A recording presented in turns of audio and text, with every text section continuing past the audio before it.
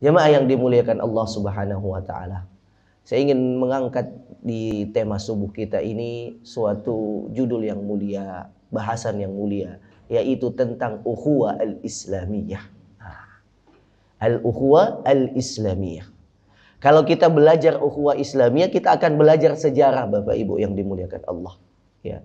Rasulullah Shallallahu Alaihi Wasallam tidak akan sukses, ya, dengan dakwahnya yang begitu hebat tanpa adanya ikatan keimanan di antara orang yang beriman.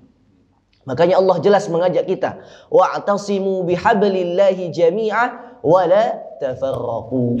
Nah, ini ayatnya sangat jelas sekali. Wahai orang yang beriman, berpegang teguhlah kita kepada ayat-ayat Allah Subhanahu wa taala. Hablullah itu ikatan Allah. Apa yang mengikat kita satu dengan yang lainnya? Tidak lain dengan Al-Qur'an, tidak lain dengan agama Islam. Maka kita hidup ini ada ukhuwah. Dan ukhuwah yang tertinggi, dari di antara banyak ukhuwah Bapak Ibu, ada ukhuwah insaniyah, persaudaraan manusia. Ada ukhuwah al-wataniyah, persaudaraan sebangsa. Ada ukhuwah al-basyariyah, ya, persaudaraan antar manusia. Tetapi yang paling tertinggi kata para ulama adalah al-ukhuwah al-imaniyah. Ya. Para sahabat dulu rela wafat, rela berjuang, berkorban untuk agama Allah Subhanahu wa taala karena keimanan yang tertancap dalam dirinya. Maka dari perintah ini, ya, mereka berbondong-bondong untuk masuk ke dalam agama Islam. Karena agama Islam ini agama yang mulia dan memuliakan siapa pemeluknya. Agama yang mulia dan memuliakan siapa pemeluknya dengan apa? Ukhuwah al-islamiyah. Maka kunci suksesnya umat terdahulu karena persatuannya dia jaga dengan kuat. Contohnya banyak Bapak Ibu. Ya, mungkin kita ini, ya, hidupnya biasa-biasa saja. Tapi karena kita dikelilingi oleh orang yang luar biasa, hidup kita menjadi orang yang hebat. Contoh para sahabat dulu. Ketika Rasulullah Shallallahu Alaihi Wasallam hijrah pertama kali dari Mekah dan Madinah. Kalau kita jalan dari Mekah ke Madinah itu jaraknya 470-an kilo. Naik bus sekitar 4,5 jam atau 5 jam. Kalau sekarang alhamdulillah sudah ada kereta cepat. Kemarin saya alhamdulillah juga berkesempatan mencoba kereta cepat. Cepat sekali. 200 paling minimal dia berjalan itu 200 kilo. Paling cepat 300 kilo. Yang ditempuh tadinya 5 jam, 6 jam. Kemarin kita dari Madinah ke Mekah cuma 2 jam. 2 jam 30 menit. Cepat sekali kereta itu. Masya Allah, teknologi manusia yang diberikan Allah Subhanahu wa taala, titipan Allah. Ya. Walaqad khalaqnal insana fi ahsani taqwim. Itulah makna takwim, sebaik-baik ciptaan. Nih, sebaik ciptaan Allah Subhanahu wa taala mampu membuat manusia menciptakan kereta begitu cepat dan hebat ini. Ya. MRT kita kalah jauh, Pak. MRT kita paling berapa kecepatannya? Ini Masya Allah cepatnya luar biasa. Ya. Itu Rasulullah hijrah pun waktunya subuh, malam hari Rasulullah jalan. Memang waktu subuh itu waktu keberkahan. Ya, maka kita paksa diri kita subuh itu jangan tidur. Kalau tidak ngantuk sengantuk-ngantuknya, ya, jangan tidur waktu subuh. Ambil keberkahan subuh. Karena banyak waktu-waktu subuh itu digunakan oleh para nabi dan para rasul keluar dari kesusahan hidupnya. Dan banyak waktu-waktu subuh itu digunakan Allah Subhanahu wa taala untuk mengazab, mensiksa kaum-kaum yang mendustai agama Allah. Termasuk kaumnya Nabi Lut itu, pecinta LGBT. Itu diazab itu waktu subuh. Rasulullah hijrah itu malam-malam sembunyi di gua Jabal Sur. Setelah itu selama 3 hari 3 malam di sana baru dia berangkat di waktu-waktu pagi. Ya. Hijrahnya Rasulullah dari Mekah ke Madinah ini ada ukhuwah Islamiyah. Apa yang terjadi? Rasulullah pertama kali sampai di Masjid Quba, mendirikan masjid. Setelah itu jalan beberapa, ya, jarak dari Masjid Quba sekitar 4 km, Rasulullah bangun Masjid Nabawi. Jadi masjid yang pertama para ulama itu berselisih. Ada yang mengatakan Masjid Quba menjadi masjid yang pertama didirikan oleh Rasulullah. La masjidun ussisa 'ala taqwa min awwali yaumin ahaqqu an taquma fi, seperti yang dijelaskan di dalam surah At-Taubah. Para Sejarah mengatakan bahwasanya masjid yang pertama adalah Masjid Nabawi. Rasulullah singgah sejenak di Masjid Kuba, ya. Kemudian mendirikan bangunan yang tidak selesai di situ, kemudian pergi ke Masjid Nabawi.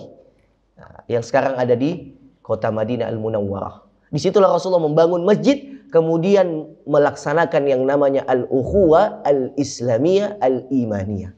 Kemudian Rasulullah mempersaudarakan satu dengan yang lainnya, yang tidak saling mengenal kecuali karena keimanan. Kita di komplek ini mungkin ada yang belum saling mengenal satu dengan yang lain. Kita kenalan. Ya. Kalau kita tanya, mohon maaf, ada nggak di antara kita yang belum kenal samping kiri kanan kita? Kalau sudah, alhamdulillah. Kalau belum, ayo kita cepat-cepat kenalan.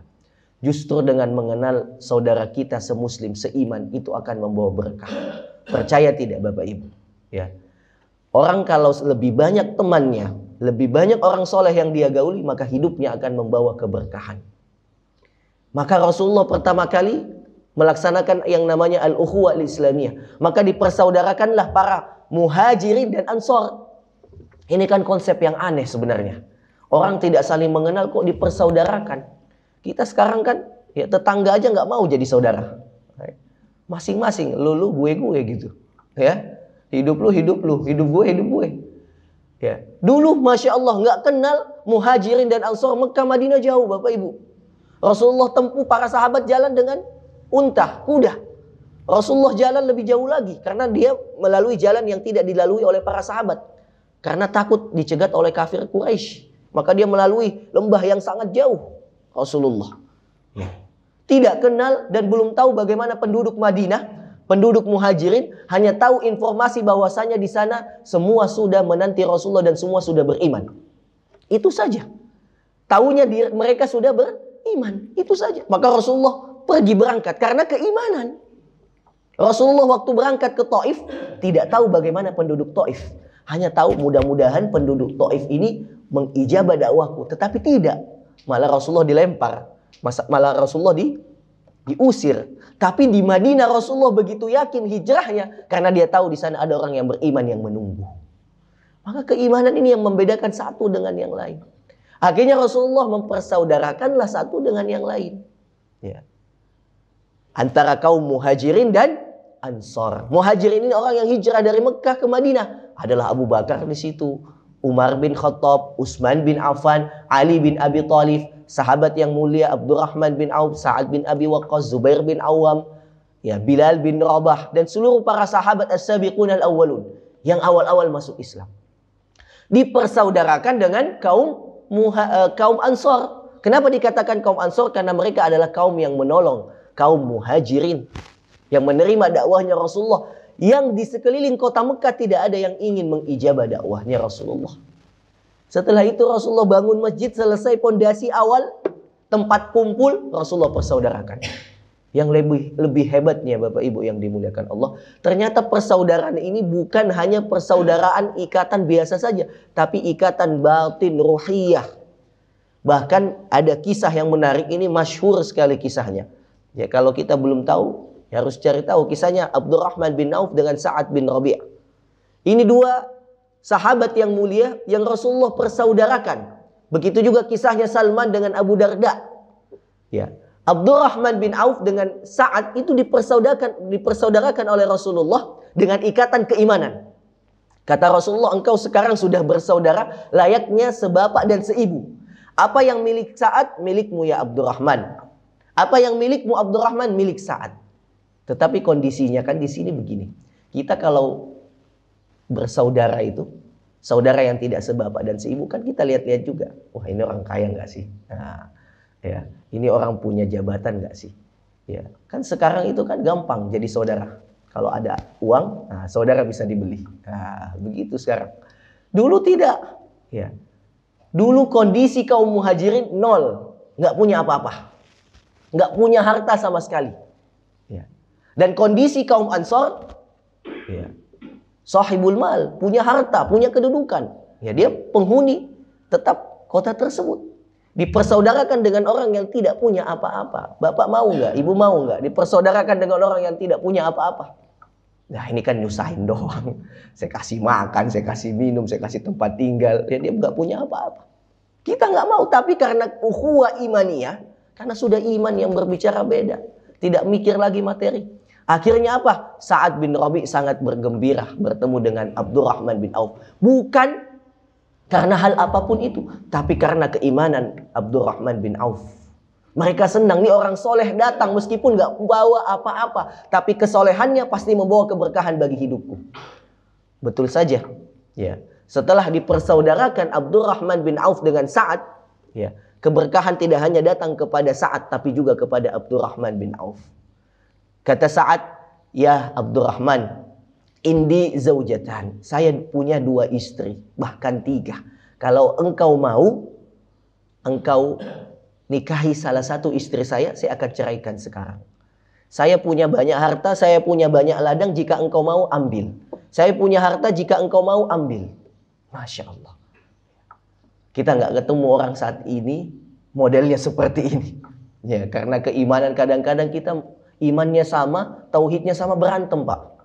Ya, ormas sana bakar masjid ormas itu, ya ormas itu balik bakar lagi. Ya, kaum sana tahzir kaum sini, saling menghina, saling Wallahu a'lam bishawab.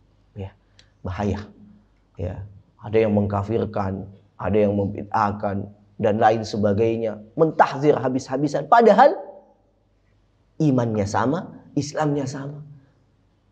Dulu ya Allah, karena modal keimanan, tauhidnya jelas. Dulu kan la ilaha illallah, belum ada manhaj dulu. Kamu manhajnya apa? Orang dulu sekarang lihat-lihat manhaj apa. Oh bukan golonganku.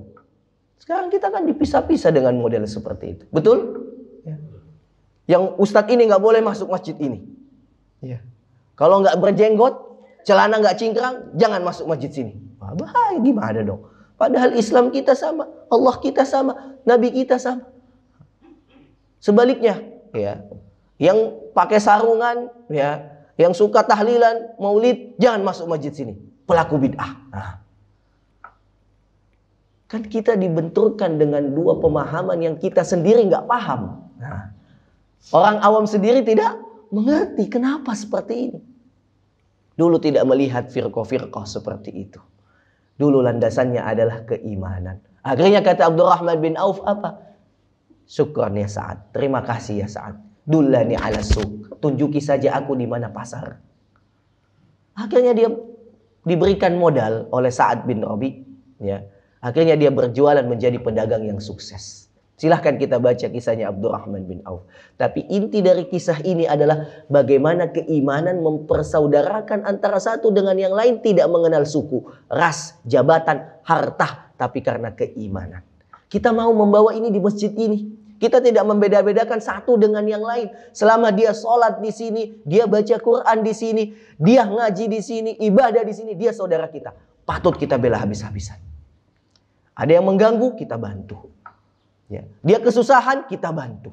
Itu ukhuwah Islamiyah. Dari mana masjid ini?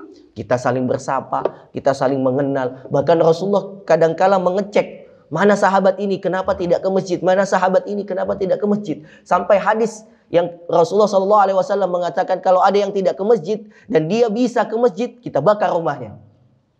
Itu maksud penegasan, pewajiban kepada kaum muslimin pada saat itu. Untuk senantiasa mudawamah ilal masjid. Untuk senantiasa ke masjid. Untuk apa? Mempersatukan ukhuwah Islamiyah. Masjid ada ukhuwah. Kalau ada ukhuwah nggak ada masjid, apa yang ingin mempersatukan kita? Nah, inilah fungsi masjid dan ukhuwah.